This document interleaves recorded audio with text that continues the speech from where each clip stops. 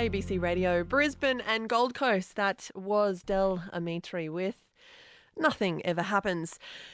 That's not exactly true, though, because lots of things happen, especially if you are looking for love. If you're out trying to find someone that you'd like to spend a bit more time with, trying to forge a relationship with someone, plenty of things can happen. And not always good things either. But things have changed a bit in recent years. This is in part due to the rise of what you might know as the metoo movement. So what is it like to be dating, making relationships, having sex in the era of metoo? You're about to find out. The Ashes is back, and so is the Unbelievable Ashes podcast. I am British comedian Andy Zaltzman, and together with Australia's very own Felicity Ward, we will be watching every waking moment of Australia's attempt to keep hold of the Ashes as they played England in the correct hemisphere. Will Warner and Smith redeem themselves? No one knows, but what we do know is there will definitely be more jokes, more sketches, and more kind of interviews. The Unbelievable Ashes podcast. Hear it on the ABC Listen app or wherever you get your podcasts. You're listening to Kat Feeney on ABC Radio Brisbane and Queensland. You are indeed, and it is 20 minutes past 2. Now, you have probably heard of the Me Too movement by now and thought about how it reflects the way things have changed since the olden days when women were men's property, when domestic violence was hushed up and homosexuality was a crime. But how is this new age of awareness and enlightenment affecting the way that people meet, fall in love, and forge relationships? Has Me Too made it harder for you to find love or to figure out how to behave once you've found someone you think could be the one? Do you find yourself doubting whether you really should open that door, make the first move, or compliment someone on their appearance? Dr. Rachel Hannam is a Brisbane-based psychologist, and Associate Professor Michael Flood is a researcher.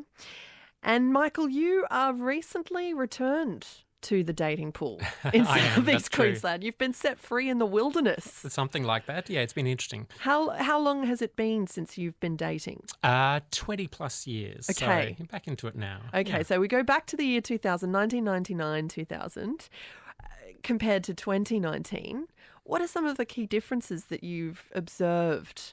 Look, I suppose the key difference is where dating initially happens. So online dating is now, in fact, the majority way in which people meet each other, at least in some age cohorts. And so I, like many people, pragmatically, I'm looking online.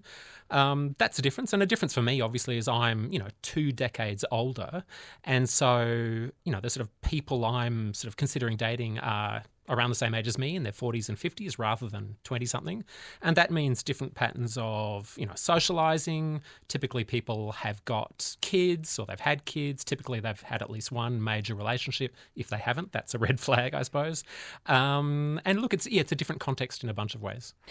Rachel, you are a psychologist and you work with people who are in various stages of relationships, Yes. including people who are maybe working through the end of a major relationship and getting ready to go back out there. Yes. What sort of concerns, fears, questions might they have for you?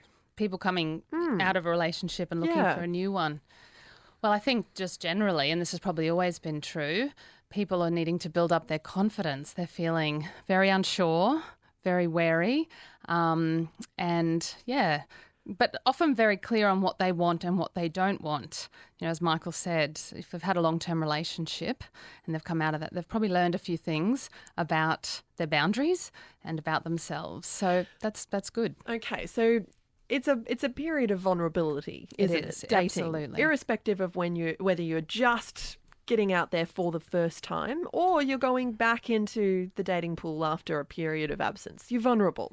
Either way. Yes. Add to that all of the ways the world is changing and the questions and the concerns that have been raised as part of what we're calling the Me Too movement. And then what do we find? Michael Flood? Look, I actually think we find a healthier, a kind of more open space in which people can begin relationships or, find sexual partners and so on. Because what Me Too has done, obviously it's named the fact that large numbers of women experience abuse and harassment. It has led to an awareness of that. It's led to a greater willingness to believe victims, to believe that, something happened.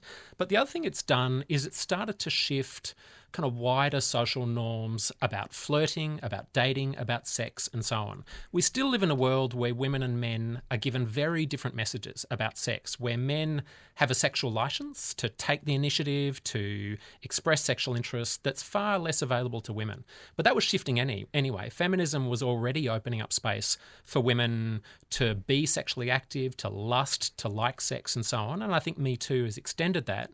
But I think Me Too in particular has meant that we're a bit more aware of some of the really dodgy dynamics that used to be a kind of normal part of dating and flirtation and so on, where men would not take no for an answer, where women wouldn't feel free to express their own sexual desires.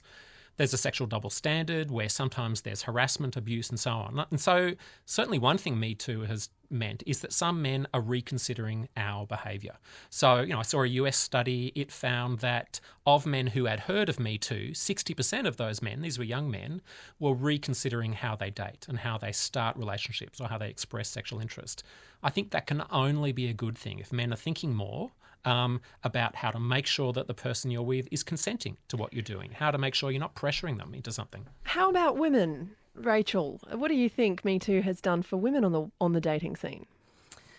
Well, I think, as Michael has alluded to, women, and I include myself in that group, are much more willing to talk about their history of sexual assault or sexual harassment. A couple of women I've talked to, now that it's, as Michael said, women are being believed, it's out there. It's no longer as shameful to talk about your experiences of this. I think women are expecting empathy from their male allies. I don't know if they're always getting it, sometimes very much so, but they expect to be believed now. They expect to be listened to and validated. Conversely, I think while the awareness it has raised, as Michael pointed out, is fantastic, I don't know if the education has always come, along at the same rate as the awareness. So, what do you mean by that? Well, I've just been reading some articles in preparing to come here today and some stories online, and I can think of one or two of my own male clients who are getting a bit confused. One article was about a woman whose date asked her 4 times if she wanted a third drink. And while that's obviously he's got a very clear awareness of consent, by the 4th time he'd asked it, she started to get a bit annoyed and it kind of ruined the mood. I think that's certainly better than the alternative, of course. And, some men who are kind of wondering, how am I going to come across, and will my intentions be read properly, and getting kind of very upset and worried if their intentions were misread. And I often sort of talk to those men about, it's okay to repair a rupture in any relationship. Go back and explain your intentions, apologise, acknowledge the impact, reset. We might come back to that advice in just a moment. You're on ABC Radio Brisbane and Gold Coast, where it's 2:30. I'm Kat Feeney, and you're joined this afternoon by Dr. Rachel Hannam, who is a psychologist, and Associate Professor Michael Flood, who is a researcher with the School of Law and Justice at QUT.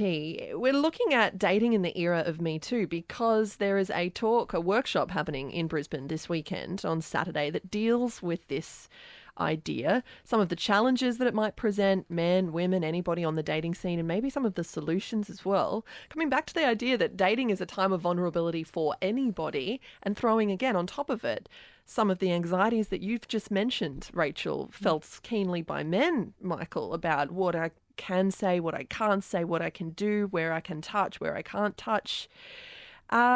What would you say to men, Michael, who might be worrying about this? Sure. Look, I think probably the golden rule, for men, for example, in dating is treat women like human beings. That doesn't seem very radical in a sense, but, I think that's not a bad place to start. So that means taking seriously the fact that, that woman has desires and wishes of her own. She has a kind of right to her own body and a choice about what she does with it. She may have concerns about safety that we should, acknowledge and so on. So just to give an example of falling down on that, I've got some female friends who are also dating.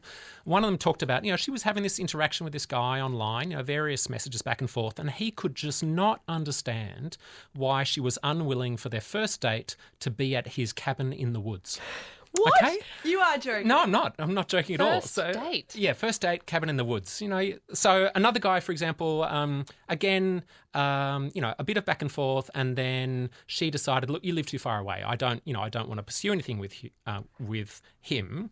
And he, in hearing her rejection, then says, well, actually, you're a fat slut anyway. You're a bitch anyway. I never liked you, and kind of dumps all this abuse on her. And that's quite a common dynamic. Now, hashtag not all men. Of course, I know most men behave more respectfully than that. But those kind of gender dynamics are part of what women often have to put up with on dating sites. And so the kind of gender inequalities that Me Too has started to speak out about, well, they play themselves out on dating sites as well. In classic ways where men on dating sites often are looking for significantly younger women, and there's kind of an age preference that women typically don't have, or...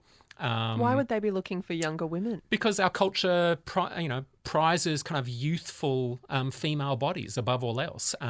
Whereas, say, among people in the 40s and 50s, among my age group, women are more likely to be looking for men closer to their age, whereas men are still looking for, women in their, late 20s or 30s or whatever.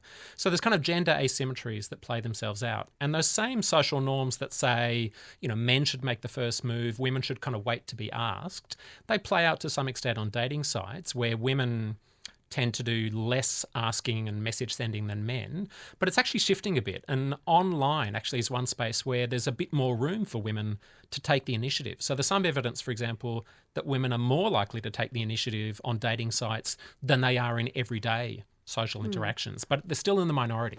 Is that, though, a sleeping problem? Rachel, just coming back from your work as a psychologist and dealing with relationships that go wrong and the way that you can rectify it. And we will circle back to some advice from you, some tips if you're heading out into the wild world of dating. When we've got people meeting online as the primary source of romance, first contact, and these conversations that Michael's describing, that isn't happening with eye contact. It isn't happening with any body language. There isn't any context around it aside from a few emojis. Right. If women are comfortable making the first move in that scenario, yet not comfortable making the first move in the physical real world, does that reflect a bit of a problem here? Well, it's a good question. Like, I don't know. why couldn't they assert themselves in the real world? Yeah, I'm wondering about that. I think it's easier to be bold online anyway. We see that with people's, aggression and name calling that they probably wouldn't do in real life, face to face. So I think it's easier for all of us to be a bit braver online because we're anonymous. When we're face to face, I think the gender role, the unconscious gender role identities and biases are much more felt and apparent when we're back in that face-to-face contact. All the gender markers are usually there. The woman has long hair and jewelry and the man has a suit, and here we are again, a man and a woman doing what we've been programmed to do. Right. And see, in the real world, you can clock where his eyes are going, you can get a vibe, you can in as much speak with her and see if she's genuinely interested in you rather than just being polite, which then can fuel some of the misunderstandings, which then can lead to the trolling and abuse, which is happening in the online environment. Michael, what were you going to say there? I was going to say another kind of gender dynamic that you see both online and offline is around whose experiences, whose interests get space. One of the main complaints my female friends have about the men they go on dates with is the men talk but don't ask questions.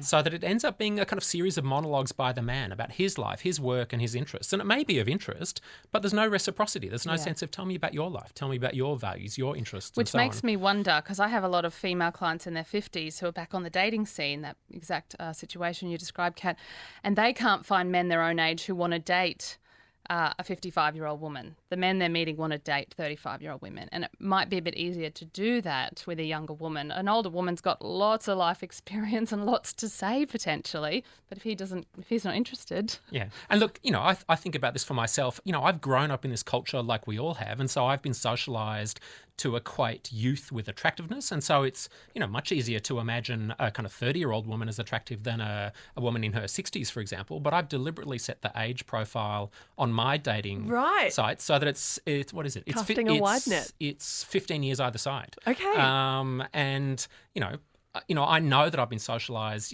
in those ways, but I'm trying to resist that, as much as I can. Okay. Good on you, Michael. We'll track your journey. No promises. This is Yeah, life I'll and report back. research. That's Excellent. right. All right. Yeah. Well, if you're interested in finding out more and joining in this conversation, there is that workshop available at the weekend. It's put together by the Men Against Gender Injustice Collective, cutely called MAGIC. Indeed. And you could use MAGIC, that term, or sex, dating and relationships after Me Too as any of your search terms to find out more about this event. In fact, you'll find more about people who pull rabbits out of hats if you only search for magic. But if you look for magicbrisbane.com.au, you'll do better. You'll find it. Yeah. Thank you so much. Associate Professor Michael Flood with QUT and Dr. Rachel Hannam from North Brisbane Psychologists. Thank you so much for your time this afternoon. Thank you. Thanks. You are on ABC Radio Brisbane and Gold Coast.